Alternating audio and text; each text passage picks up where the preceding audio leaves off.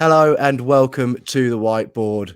With the World Cup officially underway, now felt like a good time to have a little look back at Fulham's season so far and what a season it has been, despite the disappointment of our last two games, which have left me feeling a little bit down. We still sit ninth in the table and we've exceeded everyone's expectations, particularly those outside of the Fulham bubble, I think, which is always nice. As always, on the whiteboard, I am Dan Cook, and I'm joined by the Professor, Mr. Ben Jarman. Hello, Jarms. How are we doing? Mate, I'm very good, thank you. How are you doing? Yeah, not too bad. Loving that you're getting in the patriotic spirit with your Canada top on, ready for the World Cup. Yeah, well, it's quite difficult to find. They have a little bit of a labour dispute on at the moment, so trying to find a jersey was very difficult, but managed to get one secured. And watching Canada versus Belgium with some Canadians on Tuesday, so we'll see what their appetite for the World Cup really is. But at the moment, it's pretty difficult to get in the World Cup spirit when you're in the wrong time zone in a country that isn't really football crazy. Well, I don't know. I'll say that there's not been a huge amount of World Cup spirit in London anyway. I've not seen much of it. I think this is a really quite a worldwide thing. But maybe tomorrow after our first game against Iran, there might be a little bit more World Cup fever going on. Well, I guess we'll start in the obvious place, which is having a look at the league table, which I've enjoyed looking at quite frequently, I'll be honest, because how often do you get to cut off at 10th in the league and see Fulham in that top half of the Premier League? We're sat ninth, 15 games, 5 wins, 4 draws, sitting on 19 points, above Brentford on goals scored, which is nice, and 2 points off them lot down the road as well, which is not bad. Been some bumps along the way. We had a humbling by Newcastle and got seen off by West Ham, but there's been some real magic games in there, aren't there, Jams? I mean, you look at the opening day draw against Liverpool was a fantastic way to start the season, and then late winner against Brentford, 6 minutes of just chaos in Nottingham, which I'll never forget, and that win at Elland Road as well, which was just magical. I'd just love to get your top level thoughts on this season so far, because from my perspective, I've absolutely loved it. And just seeing us be like this in the Premier League is so nice because it's been so long. But I just want to know what you think. Well, I was prepared for the worst, that's for sure, when we went back up. You know, when you've been bitten twice, third time round, you're probably a little bit shyer to the Premier League than you were. I've been really, really taken aback, really, by how well the squad has been playing. And not too many changes from the team that won the championship last year, especially in terms of playing style eventually, and then in terms of actual personnel. But where we have made additions, they've been absolutely incredible. You know, Andreas Pereira has been an absolute revolution for Fulham, and Joao Palhinha has been insane too. I think we absolutely got the best buy of the summer there worldwide with Joao Palhinha. It's absolutely incredible that he didn't go to a top 6 club, and I think that we'll probably see a lot of suitors from those top 6 this coming summer, and I really hope that he stays. But they've gone beyond my wildest expectations, and I think I tweeted this out a few weeks ago. It was like, this is what Fulham are like when they're playing with freedom, with their heart, and with a coach that trusts them, rather than a coach that is trying to shackle them and make them play in a way that doesn't suit the team whatsoever. I think it's been really nice to see us try and outscore teams, taking it to the Big Six. I mean, a couple of periods against Spurs at the London Stadium was not London Stadium, sorry, the Tottenham Hotspur Stadium was great. Taking it to United and City 2 weeks in a row and nearly coming away with 2 points, which would have put us level in the table with Chelsea, would have been absolutely brilliant for us. Like, a great result. It was just that dagger in the heart 2 weeks in a row. You wonder what that's done for the morale of the team, but you know, they had a couple of tough weeks and a couple of tough results, and they bounced back from it with no issues. And I think this is one of the things we see about Fulham, is that they can bounce back, and their morale and their strength of character in the squad, led by Marco Silva, is stronger than it has ever been.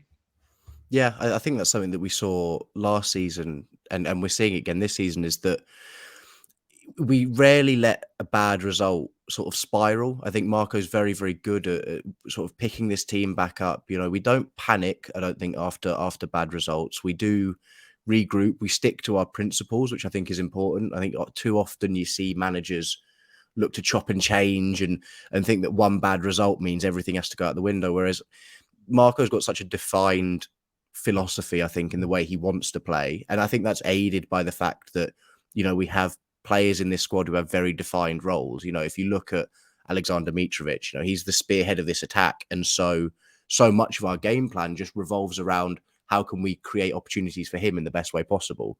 And so I think that's been so good to see, because especially after, you look at the Newcastle and West Ham results, you think we've got a really winnable run of fixtures here, but we're coming into it in a terrible piece of form. And we just flipped it. We went out, we beat Aston Villa 3-0. We were excellent. Yes, Villa were terrible, but I think it just shows the strength within this squad. And I think it does all come down to Marco Silva ultimately for me, I think, because we're seeing a team with such a defined way of playing, and it's an evolution of last season in the way that we've adapted to the Premier League so well. And I think that's where Fulham have struggled. I don't know what you think, but previously is that we haven't adapted to the Premier League. We've come up and it's taken us 5, 10, 15 games sometimes to actually adjust to, like, this is how you need to play in the Premier League in order to pick up points. Whereas we seem to have understood that from game one, which I think is so important. And maybe because Marco Silva has that Premier League experience, which Slavisa didn't have, Scott Parker didn't really have, maybe that's a reason why we've started so well. I don't know what you think. I completely agree. I think there's definitely a naivety to the two times we came up to the Premier League before this time. Slavisa thought that we could probably play our way out of danger, and I think that pretty much became apparent that we couldn't do it within 3 or 4 games of that opening Premier League after we came up under Slavisa. And Scott, I mean, it just went from bad to worse with Scott, didn't it? From starting to pick up results, we had that fruitful week where I think we got 11 points in 1 week. No, not 11 points in 1 week. Maybe it was like 7 points in a week, and that accounted for nearly a third of all the points we got in that Premier League season. And that then from there it just went from bad to worse. But under Marco, you can see that Fulham have adjusted to the Premier League. The transitions that we make much, much better than we ever had under those previous 2 managers. A squad that previously was crying out for pace and power now has that in abundance. You see Andreas Pereira, who, to be honest with you, I thought was a bit of a bad move by Fulham, but someone that's got pace, power, the ability to make plays, to get beyond Mitrovic, to set Mitrovic up for those chances. And the re-galvanizing of Cabano and the other players in wide areas have made Fulham such a bigger threat than they would have been had they come up and not made those changes. So yeah, completely agree.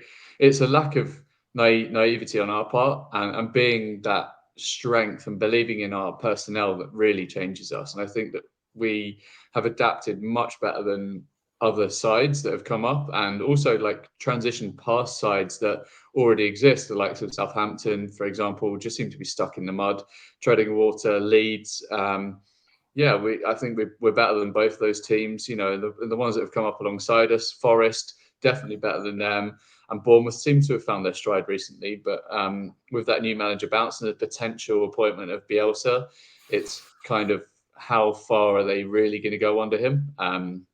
And have they got the personnel that suits a Bielsa style of play? Yeah, I think that's spot on. I think we are in a much better place, just in sort of terms of stability almost, than quite a lot of the teams below us. I think there's a lot of panic going on in the bottom half of the Premier League table, with teams who weren't necessarily expected to be there, or teams that were expected to be there but have actually still been worse than they were expecting to be. Whereas, we're in quite a nice position where everything seems quite harmonious, and I think that counts for a lot, especially coming out of an international break in the next month or so. Where I want to sort of flip this, and this sort of takes a slight negative spin, but we'll see how we can get through to the positive out of it.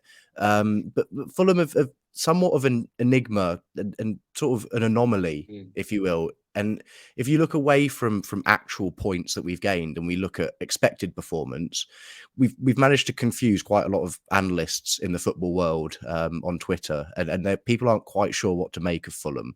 Because if we have a look at our expected goal difference, which is simply the expected goals that you create versus the expected goals that you concede, we're the third worst in the league. So only Bournemouth and Everton are below us. And I think that's really surprising, because you can talk about you can talk about numbers in football, and you can talk about the eye test. So the numbers will give you this. This is the raw numbers. However, like intuitively watching Fulham, based on what we've seen, it doesn't really match up because I think we are definitely not the third worst performing team in this league, and we've been competitive in nearly every game. We've pushed teams all the way. The games we've won, I think we've deserved to win pretty much all of them.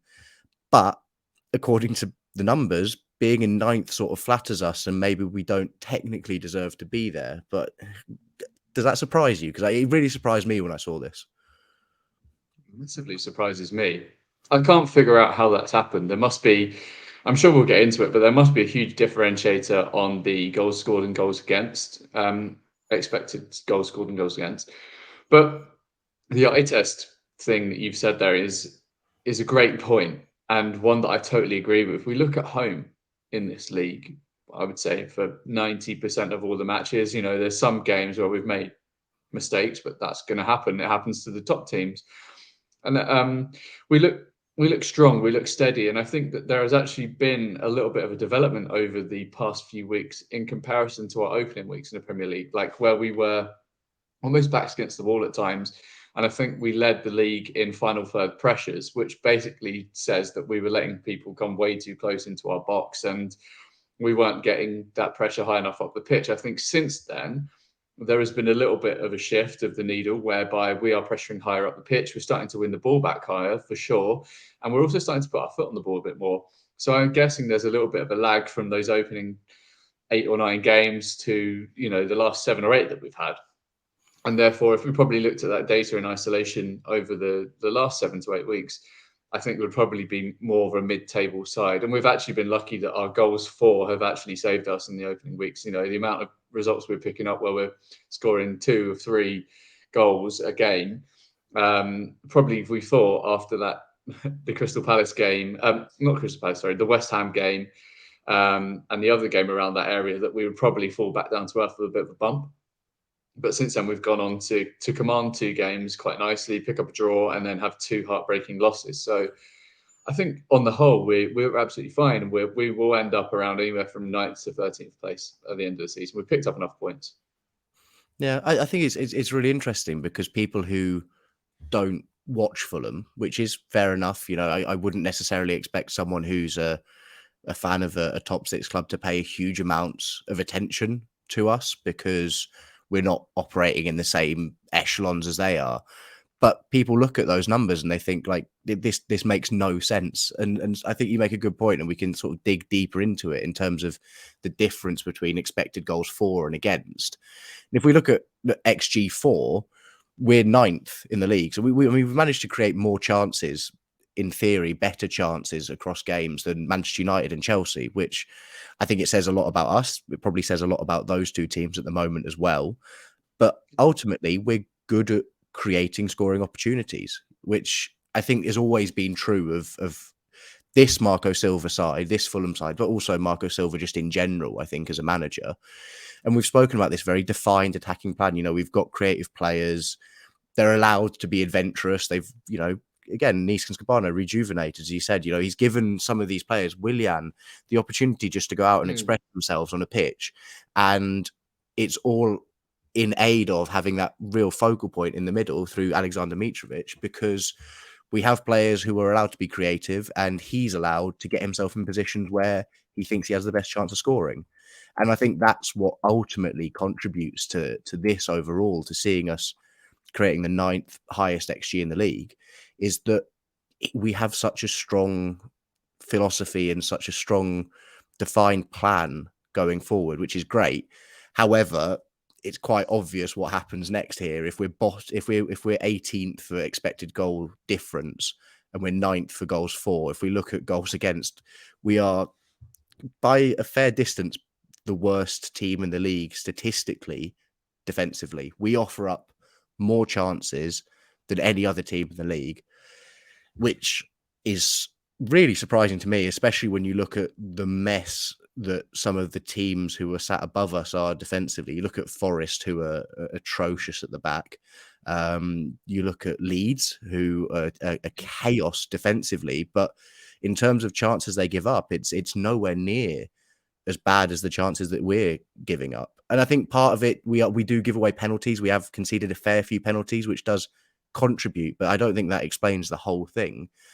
But we've spoken about this before in terms of Fulham needing to score 3 goals every game if they want to win a game. And now there's a bit of embellishment in that, and it's a little bit tongue in cheek, but we are really dependent on scoring goals. There's clearly defensively, we're not quite up to it. And if we're not putting the ball in the net at the other end, it's unlikely that we're going to get out of games with a point, because our defense just doesn't seem to be good enough.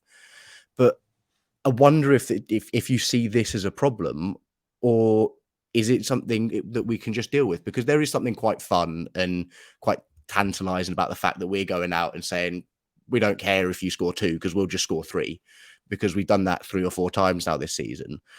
But is it a bit sort of foolhardy? Like, are we at risk of running into problems here if we lose that scoring touch? Because if Mitro goes on a poor run, or if he gets injured again, which would be very problematic, do we have enough in us to keep defending like this and still win games? Major concerns for me. First one, the one you just touched on there. If Mitrovic gets injured, then we look at a completely different team without him. Albeit the last two games against City and United, we've made a great fist for those games, and we're unlucky to come away without a point.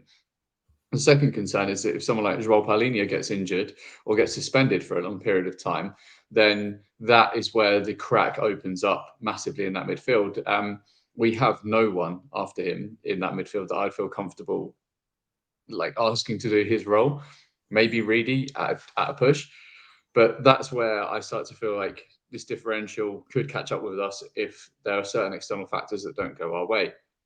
But as I said earlier, we'd also like to see what that data in isolation looks like for the past 6 or 7 weeks, because I think since then we've changed the way we approach games. We've been much more front-footed with the way we pressure opposition teams. We've held the ball a lot more. We've tried to create openings with more than just going direct and going long. I think that's what we did when we first come up, to try and smash and grab a few points to give us a foundation to move on from. Obviously, we have that now. We have that foundation. We've, become really comfortable in the league. And clearly, Fulham are comfortable in their own skin. So I think that there's definitely a point to say that over the past 7 or 8 weeks, that probably doesn't look the same. But I do think that it's heavily skewed by the amount of high value chances we give up and the penalties that you're speaking about. There's quite often times where Fulham allow people way too deep into their box. You look at the Garnacho goal against United. There's absolutely no way that he should have been allowed that deep into the box. Albeit that is probably an individual error from Bobby Reid. He tried to show him down the wing too early, and actually probably should have just stood him up and allowed him to pass backwards. But I think Fulham have been good and much better at this over the past 5-6 weeks in showing people inside and making them pass backwards, rather than allowing them to hit the byline like they did in the opening few weeks and hoping that Leno saves it. But I think just on Leno, I think in terms of what we got him for, which was essentially a packet of sweets and some chewing gum from Arsenal, it's been an incredible start to his Fulham career. Such a great goal in. I think, like people still get watery-eyed when they talk about Alphonse Areola, but Bernd Leno has been amazing for us. Like, the guy's a great shot stopper. Distribution, something to leaves to the imagination. But I think as in terms of what you can get in terms of his level of goalkeeping for that money, Fulham are absolutely laughing at. Arsenal would have felt like they've been absolutely done here, I think. Yeah, and someone who can stay in this team as our first choice keeper for a number of years still, which I think is a huge thing. The fact that he's ours, and he's pretty much now in his prime as a goalkeeper is so important. And I think I said this a few weeks back, I think on an Aston Villa preview for a Villa fan podcast, but he's not yet actually won us any points, Bernd Leno, but it's not been his fault. He's been exceptional in pretty much every game. But I think there will be a couple of times still this season where we come out of a game that we've won and he is man of the match.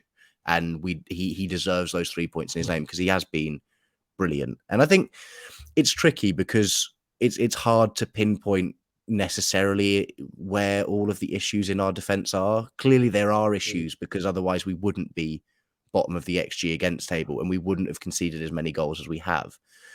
But if you look individually through the back four, Anthony Robinson has been superb, I think, in general. I've been so impressed with him this season. I think a lot of people have. Issa Diop, who put out one of the worst performances you'll ever see when we played Crawley, and he's, it was terrible, and it was worrying as well, because we understood that this was a man who was meant to be a first choice centre back when he came in, but since then he's really kicked on. I've been really impressed with him, especially over the past month or so. Kenny Tete, when he's played, has been really good. Bobby has filled in admirably at right back. There are individual mistakes in there which I'm sort of reluctant to criticise him for, because you sort of have to expect them from someone who is not a right back and has been thrust into it. And so I think he deserves credit. And Tim Ream's got himself into the World Cup off the back of, this first 15 games. So I think individually, everyone's been performing at a pretty good level, but it does seem that just across the board, there's an error here and an error there, which do mean that we give up these high quality chances to the opposition. But so I think it's an interesting one for Marco to try and tackle, because I don't know what the solution is here, because it seems like the personnel are right, but maybe it just still needs a little bit more time for them to gel. I don't know what you think. Being really harsh, I think it's probably that right-hand side, because Kenny is injured so often. You physically cannot rely on him to put together 6 or 7 games at a time before he gets injured. And therefore you have to bring in Bobby as that emergency right back. And this is the Premier League. This is the highest level of football at the moment. And you're playing a makeshift right back in a team that has just come up into the Premier League. I think that is going to be an area that we need to explore in the January transfer window. And I would absolutely look at someone like Pervis Estupiñán from Watford as a great fill-in for there, like someone that can do it offensively and on the defensive side of the game as well. Has a great burst of pace, can put in a good cross. But I think that is probably an area I'd look at. And of course, I think, again, if we're being really harsh, you look at the business decision to let Joe Bryan go and you fill him in with Levan Kurzawa, who hasn't even been able to hit the bench more than once yet.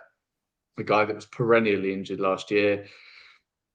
Maybe I'm letting my personal views get in the way of this, but a guy that has an absolute stinker of a personality. I'm not sure the attitude's right. He's a proven winner. Of course, you don't get that many Ligue 1 titles, and you don't win a World Cup by being shit at football. But ultimately, it's been a gamble that hasn't paid off yet, and it puts us in a really sticky situation when Anthony Robinson gets injured. And I think that's as simple as it is.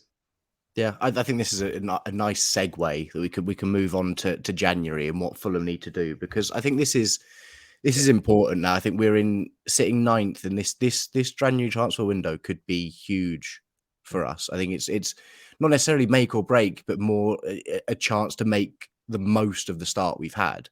Because I think if we sign well and we sign intelligently, we can really strengthen ourselves to cement our position in the league for next season, but then also provide more building blocks for the following season to keep kicking on, because there seems to be a strong belief within this squad that we are more than a team who should just be looking at avoiding relegation. There's optimism that this Fulham team can really start to try and be the best of the rest in this league, to sit at the top of the other 14 teams in this league, maybe 13 now that Newcastle have got the money. But there is likely, as you say, more than one position we did strengthen. Right back, obvious. Kevin Mbabu is doing a sort of Larnell Cole impression in just not existing, and Levan Kazar was doing the same thing. So we do need, I think, at least one of those defensive flanks to be reinforced, because it just doesn't work having anyone else fill in there at the moment. And it's tough for Bobby as well, because it means we lose him out of our attacking line. So I think that's a problem. Especially, I also think that Bobby can probably contribute in the same regions that Andreas Pereira contributes. So it was originally that sort of second striker. And I think that he would suit that role, but we just can't get him in there at the moment, because whenever he plays, he has to play at right back. Where I want to focus, though, is that midfield three, because this is one of the things that I've been thinking about over the past few weeks, and we've seen it when we've had to deal without at least one of these players. We have a look at the minutes played by the central midfielders in our team, it's quite clear that despite playing three in midfield, we only sort of have 3.5 players who Marco's willing to play. So, Tom Cairney's there, but he's got quite a defined role this season, which Marco seems to want to use him in specific circumstances.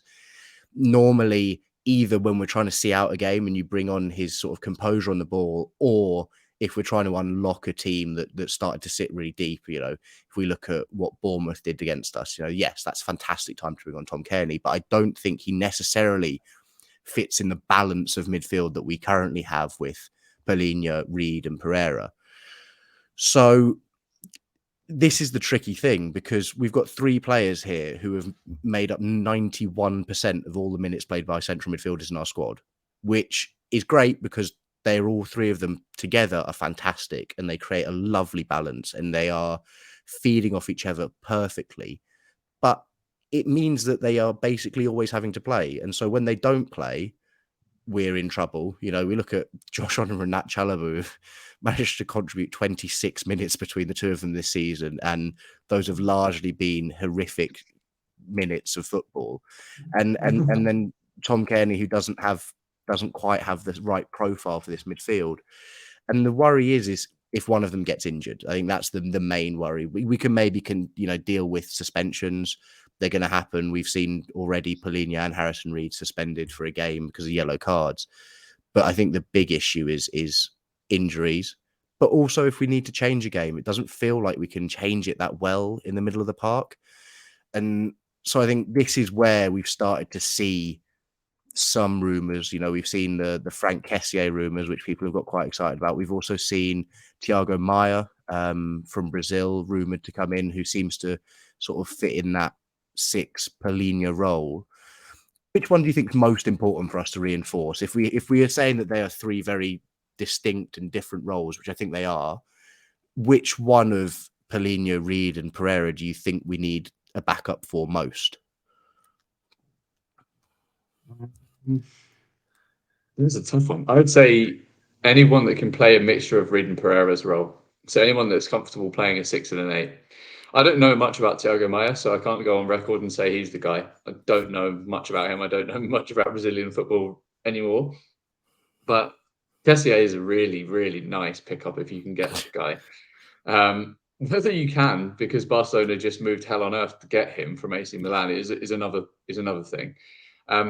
But I think like someone like in that profile of Kessié that can come in and can destroy, but can also use the ball is someone that's going to be hugely beneficial for us. We can see it with Paulinho himself. He's got a great passing arc.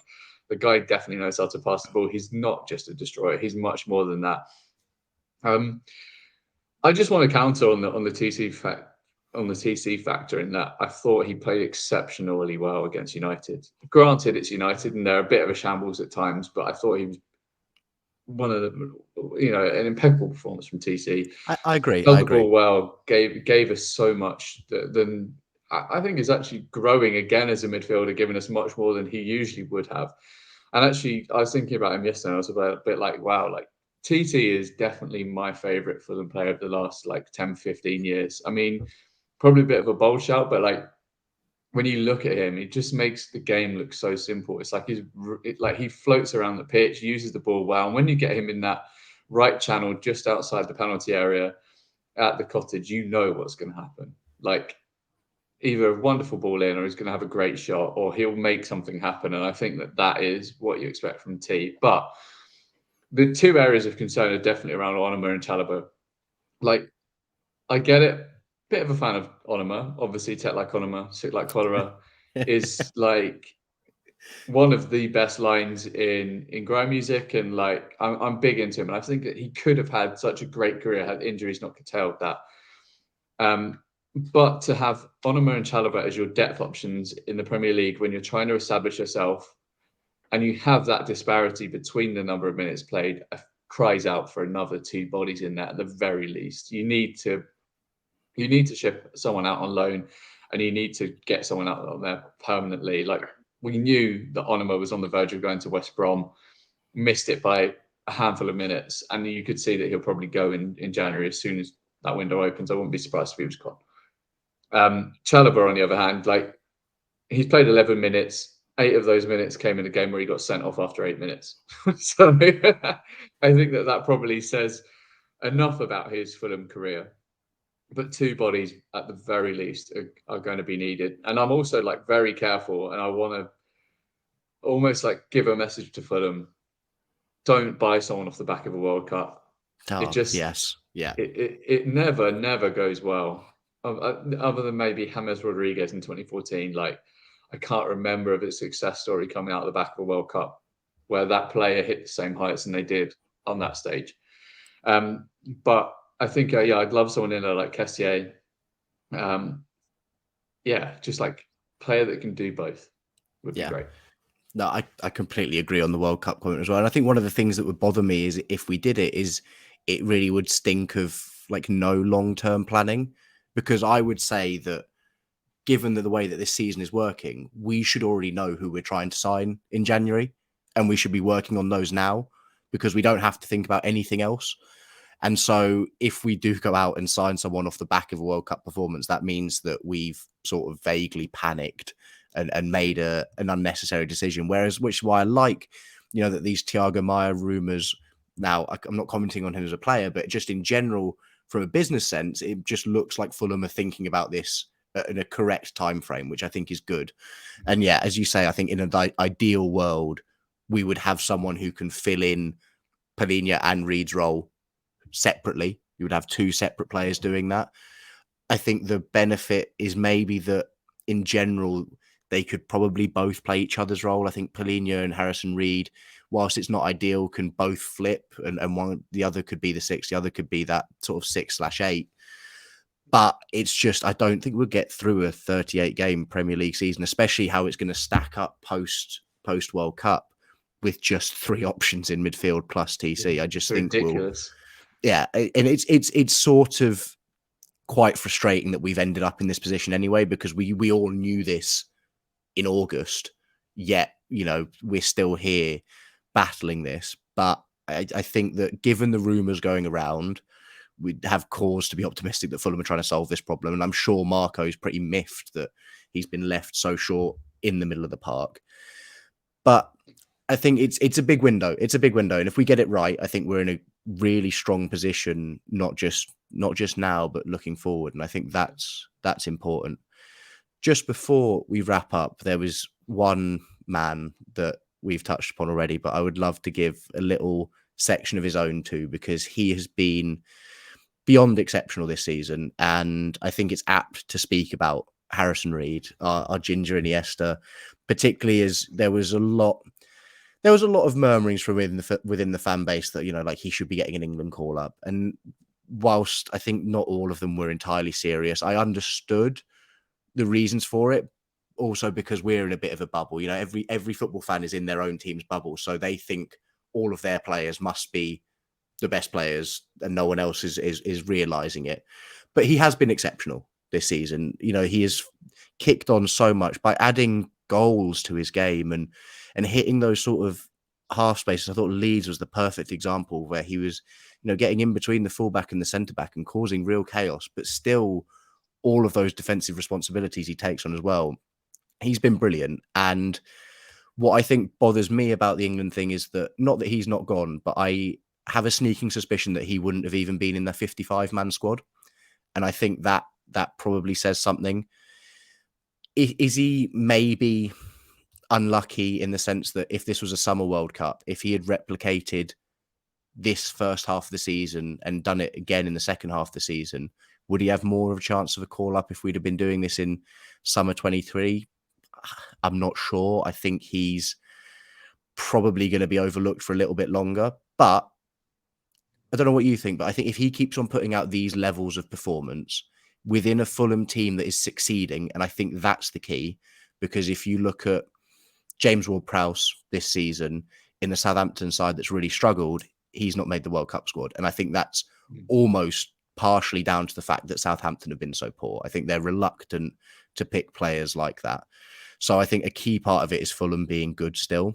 But could you see him playing for England? Do you think he's got it to fill a role within a squad for England? Potentially. My biggest question almost if I was asking Southgate, is what does he have to do? This is a part of the England squad where we're criminally thin. You look at, Calvin Phillips has been injured for the vast majority of this season, hasn't even made the pitch barely for City, and he gets the call up. James Ward-Prowse hasn't gone. Declan Rice has gone. There's a couple of other bodies in there. You kind of think, whether you're inside or outside of the Fulham bubble, what has he got to do? Because if he didn't make that mythical, magical 55-man squad, then you kind of feel for him that a path to an England call-up is probably a long one, and one that a lot of factors have to go in his favour for him to even get considered. But if you think about it through lenses of other countries, if he was Canadian, if he was from the US, if he's Welsh, if he's Scottish, Irish, anywhere, he would be in that World Cup squad. No, without question, I don't think. But I think he's had a tremendous season, and if he goes on to replicate in the second half, I think he already basically has cemented his status as a Premier League player. Not only this season, but under Scott Parker as well. I thought he was one of our best performers. That Everton game, he had the whole of Everton on toast. He ran that midfield single-handedly. It was a brilliant performance from Reedy. But to see him score twice now in the first half of this season, no, it's been brilliant. Like the reactions from all of the team after Forest, his own reaction to scoring, it's been a long time coming. And I think that there's a lot more to Reedy than people give him credit for. It's an exceptional passing arc. He can cover ground like never before. He's also pretty good in the air for a small guy. And I think, he's a brilliant footballer, a really, really brilliant footballer. It would take a huge signing or a huge performance from someone else to, crowbar him out of that Fulham starting lineup. Yeah, I think he has been, and I mean, this is now this is his fourth season at the club. And I think you'd struggle to find anyone who's been more consistent than him. And it's impressive because he's maintained consistency over the 4 years whilst also improving, which is, he started at a good level, but has just gradually got better and better and added more things to his game, which I think deserves so much credit, because I think that's someone who is, always trying. He's always trying to improve himself. And he says it himself, he wanted to add goal scoring to his locker, and he's done that this season.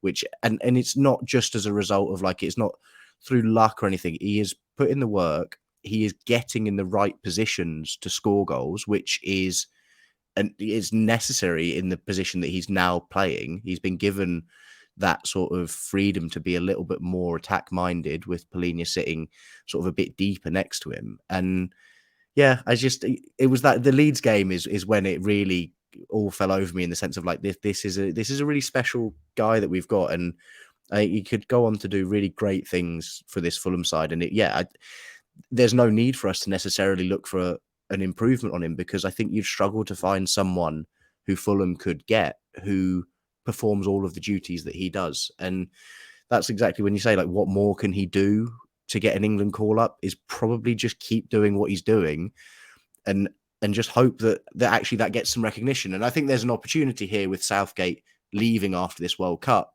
where you get a fresh set of eyes on it. You get a new manager in who really, everyone's got their favourites, and we know Gareth Southgate's got his favourites. And that's fine, because I think all football managers do.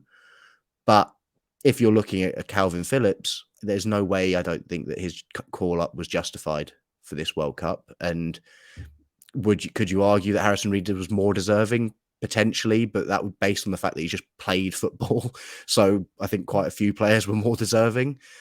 So I think there's a chance post World Cup, if he keeps doing this, that if you start to look at next summer or next autumn Nations League stuff, I think his name definitely should be in there, because there aren't that many players who do what he does. I think it's quite a unique.